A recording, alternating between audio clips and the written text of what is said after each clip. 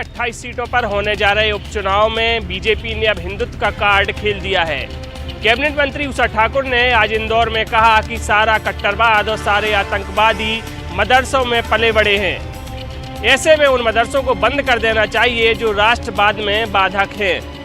मध्य प्रदेश में हो रहे उपचुनाव से पहले बीजेपी ने हिंदुत्व और राष्ट्रवाद का कार्ड खेल दिया है। आज इंदौर में पर्यटन, संस्कृति और अध्यात्म विभाग की मंत्री उषा ठाकुर ने धार्मिकता का मुद्दा उठाते हुए विवादित बयान दिया। उन्होंने कहा कि सारा कट्टरवाद, सारे आतंकवादी मदरसों में पले और बड़े हैं। जम्मू कश्मीर को आतंकवादियों की फैक्ट्री बनाकर रख दिया था।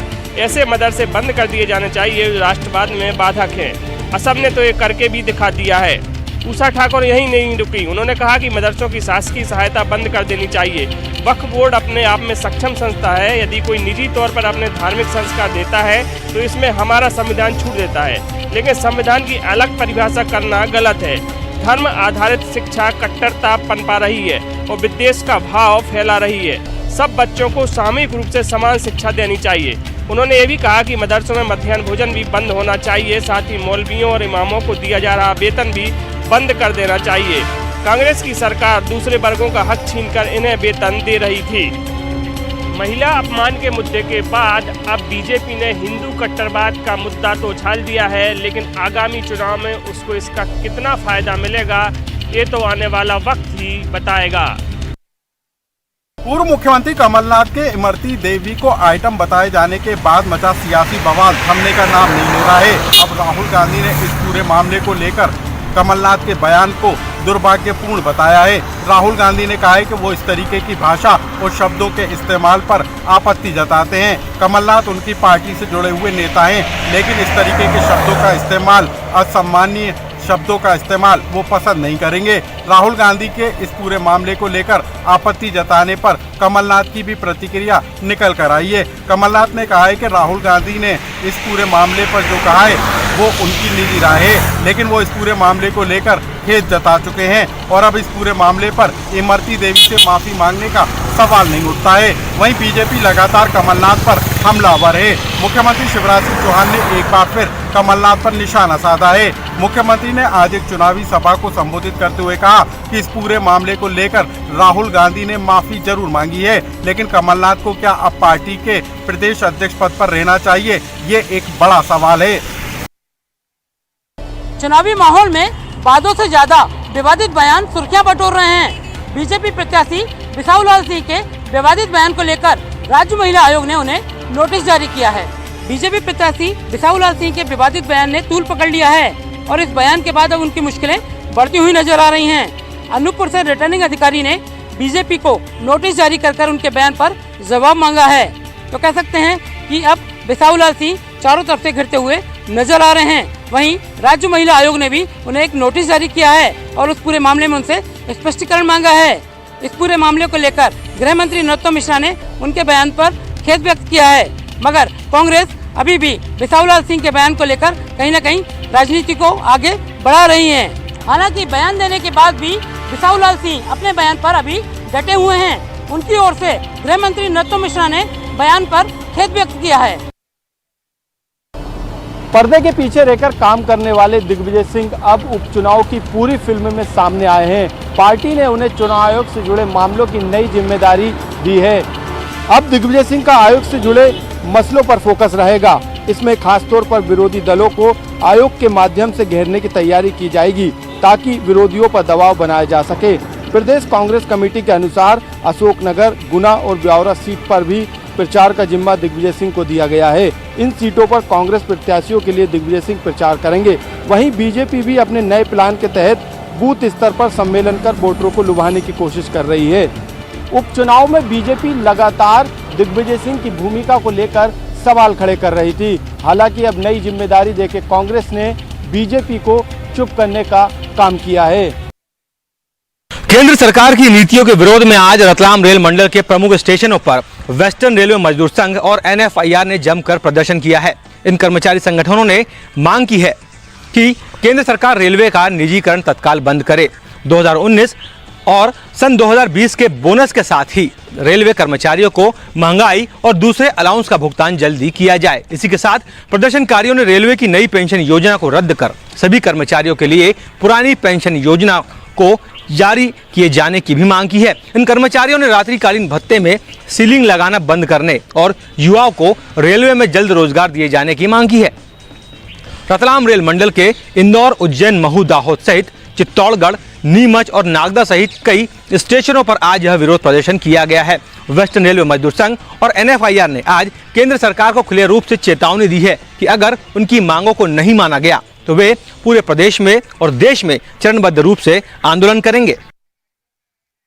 दीपावली का त्योहार हो और पटाखे ना जलें, भला ऐसा कैसे हो सकता है। कोरोना संकट काल में ये पहली दिवाली है जिसे पूरा देश मनाएगा। इस बीच क्या पटाखे जलेंगे या नहीं जलेंगे, इसको लेकर अभी भी असमंजस चल रही है। जिला प्रशासन के पास पटाखा बाजार के लिए आवेदन तो आए हैं, लेकिन शासन से अब तक इस मसले पर कोई भी दिशा निर्देश प्राप्त नहीं हुए, जिस वजह से ये सवाल उठ रहा है कि क्या दीपावली पर पटाखे जल पाएंगे या नहीं। देख सकते हैं तमाम जो पटाखे हैं, चूंकि हम जहां अभी खड़े हैं ये पटाखा बाजार कहा जाता है और दीपावली को लेकर के व्यापारियों ने भी खासी तैयारियां कर रखी हैं और एक जो माल है वो भी बड़ी संख्या में यहाँ पर मौजूद है। क्योंकि हर बार आस रहती है, उम्मीद रहती है, साल भर में एक बड़ा त्योहार पड़ता है और लॉकडाउन के बाद अब व्यापारियों को उम्मीद दीपावली से ही है, लेकिन सरकार का कोई स्पष्ट रुख अब तक ना होना इनकी भी चिंता को बढ़ा रहा है। उम्मीद उन्होंने करी है कि शासन प्रशासन इनके पक्ष में फैसला लेते हुए पटाखों को जलाने की अनुमति भी दे और जिस प्रकार से हर साल बाजार शहर के विभिन्न इलाकों में लगते हैं वो भी लगाए जा सकें।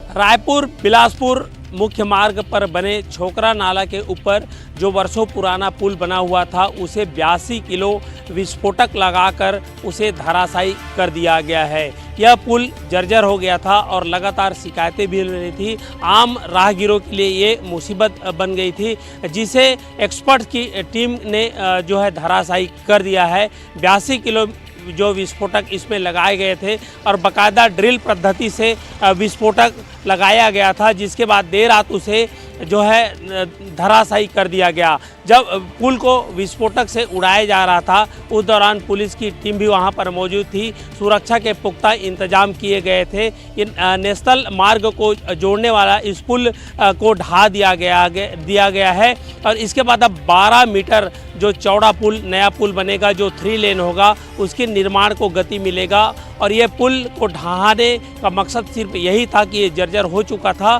अब नए पुल जब बनेगा तो आम लोगों को, राहगीरों को इससे काफ़ी सुविधाएं भी मिलेंगी।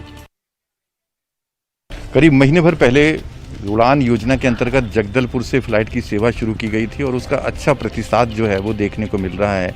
एयरपोर्ट प्रबंधन जो है वो काफ़ी ज़्यादा खुशी भी जाहिर कर रहा है, लेकिन कुछ टेक्निकल इशू आ रहे हैं जिसके चलते संभावना ये जताई जा रही है कि अगर उन तकनीकी व्यवधानों को दूर नहीं किया गया तो जो हाल एयर उड़ीसा का हुआ था, यानी कुछ दिनों के बाद फ्लाइट को बंद कर दिया गया था, कमोवेश वही स्थिति एयर एलायंस के साथ भी आ सकती है।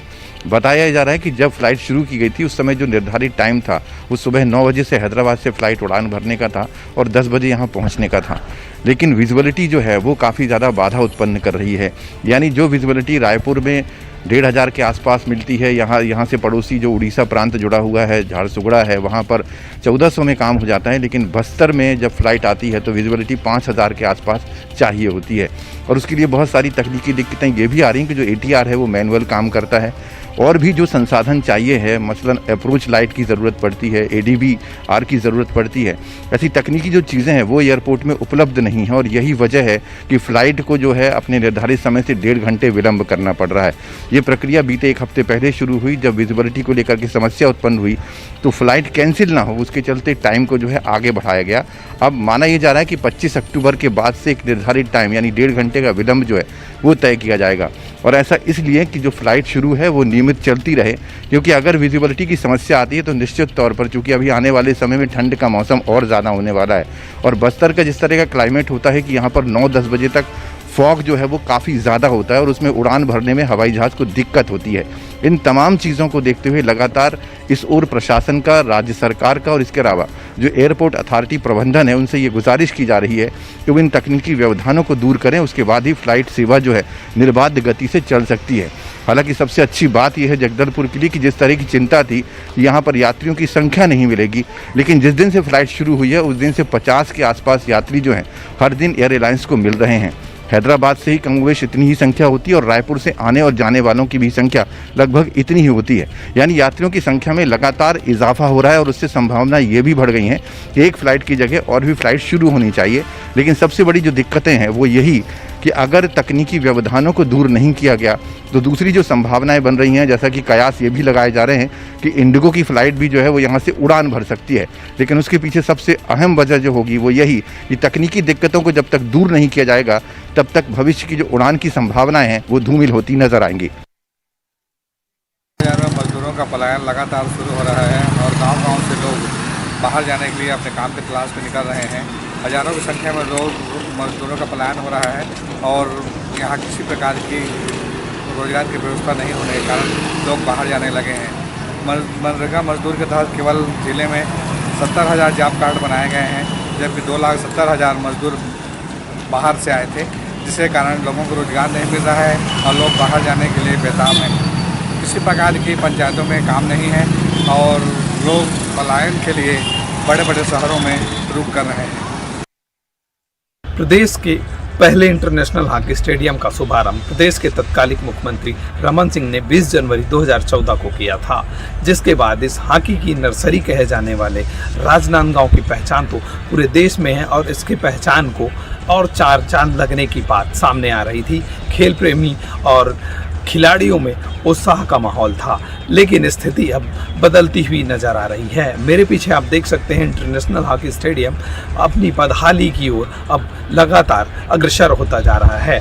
देखरेख के अभाव और स्टोटर्फ में ध्यान नहीं देने के कारण स्टोटर्फ अब धीरे धीरे उखड़ने लगा है और स्टोटर्फ में जो पानी का छिड़काव होना चाहिए वो पानी का छिड़काव नहीं हो रहा है और खेल विभाग की लापरवाही और कहीं ना कहीं जिला प्रशासन की जो इस स्टेडियम को जो नज़रअंदाज करने का जो इरादा है वो कहीं ना कहीं खेल प्रेमियों के लिए नुकसानदेह है और प्रदेश का जो पहचान है ये स्टेडियम है उसकी भी छवि अब धीरे धीरे धूमिल होती जा रही है और खेल प्रेमियों में निराशा भी बढ़ती जा रही है। और इस स्टेडियम का महत्व इसलिए था क्योंकि राजनांदगांव को खेल की नर्सरी के नाम से, हॉकी की नर्सरी के नाम से जाना जाता था, लेकिन अब यह नर्सरी धीरे धीरे बदहाली की ओर अग्रसर हो रही है।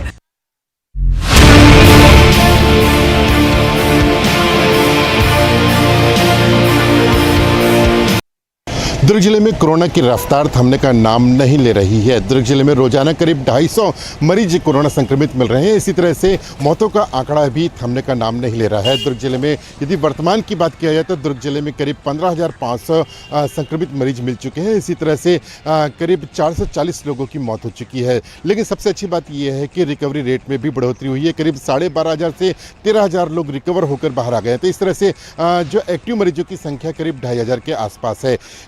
शासन प्रशासन लाख प्रयास कर रहा है कि इस संक्रमण को रोका जाए, लेकिन जो संक्रमितों की जो संख्या जो सामने आ रही है उससे ऐसा प्रयास जो है वो विफल होते हुए नजर आ रहे हैं। अभी जब त्योहारों का सीजन सामने है, ऐसे में रोजाना लोग अपने घरों से बाहर निकल रहे हैं और शासन प्रशासन के जो नियम कायदे बनाए गए हैं उनकी लगातार धज्जियां उड़ रही है। लगातार बाजारों में भीड़ बढ़ रही है और लोग मास्क और सोशल डिस्टेंसिंग का पालन नहीं कर रहे हैं। इस वजह से कलेक्टर ने भी ये स्वीकार किया है कि जो आने वाला जो 100 दिन है वो बेहद महत्वपूर्ण होगा और इसके लिए प्रशासन ने एक नए अभियान की शुरुआत की है। इस अभियान के माध्यम से लोगों को जागरूकता लाई जाएगी, लोगों को बताया जाएगा कि उन्हें क्या करना है और क्या नहीं करना है। तो इस माध्यम से प्रशासन जो है कोरोना संक्रमण को रोकने का प्रयास कर रहा है। सूरजपुर जिले में चोरों के हौसले इतने बुलंद है कि पुलिस की कार्यशैली पर सवाल उठना अब लाजमी हो गया है। दरअसल सूरजपुर जिले के नेशनल हाईवे 43 पर पिछले कुछ माह से डीजल चोर गिरोह बेहद सक्रिय हैं। जहां डीजल चोर गिरोह हाईवे और पेट्रोल पंपों के बाहर खड़ी ट्रकों से रात में सातिराना अंदाज से डीजल चोरी करते हैं। जहां इन चोरों का खामियाजा ट्रक ड्राइवरों को उठाना पड़ता है। ट्रक मालिक चोरी हुए डीजल की भरपाई ड्राइवरों से करते हैं और बेचारा ड्राइवर पुलिस से चोरों की शिकायत भी नहीं कर पाते। लिहाजा चोरों के हौसले इन दिनों बुलंद हैं। ऐसे में जयनगर थाना क्षेत्र के नेशनल हाईवे स्थित बाला सुंदरी पेट्रोल पंप में लगे सीसीटीवी में 10 अक्टूबर की रात इन डीजल चोरों की करतूत कैद हो गई और फिर खुल गई पुलिस के हाईवे पेट्रोलिंग टीम की पोल। जहां सीसीटीवी में साफ नजर आ रहा है कि चोर बोलेरो वाहन से पहुंच किस तरह ट्रकों से डीजल चोरी कर आसानी से निकल जाते हैं और पुलिस को भनक भी नहीं लगती। गौरतलब है कि चंद महीने पहले ही सूरजपुर पुलिस को हाईवे पेट्रोलिंग वाहन शासन से सौगात में मिली है, लेकिन बुलंद हौसलों के साथ चोरों की तस्वीर हाईवे पेट्रोलिंग टीम के पेट्रोलिंग की पोल खोलते नजर आ रही है। बहरहाल पूरे मामले में पुलिस विभाग के आला अधिकारी जांच का हवाला देकर अपना पल्ला झाड़ते नजर आ रहे हैं, लेकिन सीसीटीवी फुटेज में कैद चोरों की तस्वीरें पुलिस की कार्यशैली पर सवालिया निशान खड़े कर रहा है।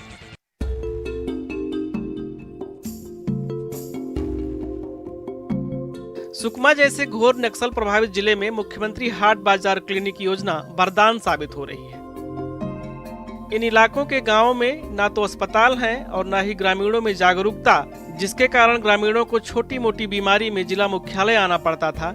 लेकिन हाट बाजारों में आसपास के ग्रामीण वनोपज बेचने या फिर रोजमर्रा के सामान के लिए जाते हैं और वहां पर हाट क्लिनिक में अपनी जांच और इलाज करवाते हैं। इस योजना के शुरू होने से लोगों को काफी फायदा हो रहा है। इस तरह के इलाज का वो एक माध्यम हो जाता है, बाजार का बाजार भी हो जाता है और उस दिन लोग अपने रोगों को दिखाते हैं और दवाइयाँ लेते हैं। साथ ही उस दिन डॉक्टर वगैरह रहते हैं तो उनको परामर्श भी मिलता है। यह योजना एक अच्छी साबित हो रही है। यहाँ पे हर हफ्ता हाट बाजार लगता है और 15, 20, 25, 30 गाँव से लोग आते हैं।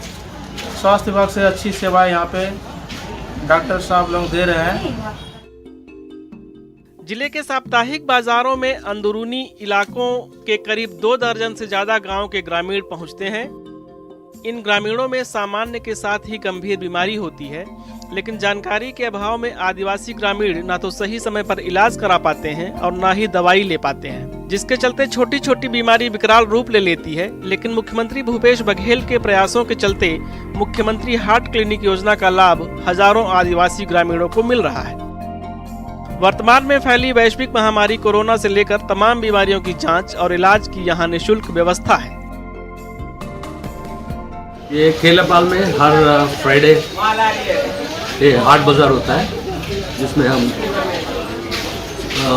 फ्री में कोरोना का जांच होता है, मलेरिया का जांच होता है। लगभग 10-15 गांव से लोग आते हैं यहाँ पे, उनको पूरे दवा जांच पूरा हम देख लेते हैं। पेशेंट्स जो फीवर आते हैं, खांसी, सर्दी और ये hypertension, diabetes, we take care of everything. यहाँ जांच भी होता है, दवा देते हैं रेगुलरली। दरअसल पहुंच विहीन कई नक्सल इलाकों में सालों से स्वास्थ्य सेवाएं लोगों तक नहीं पहुंच पा रही थी। ऐसे में भूपेश बघेल सरकार की दूरदर्शी योजना से इन इलाके के लोगों को भी आसानी से इलाज और दवा मिलने लगी है।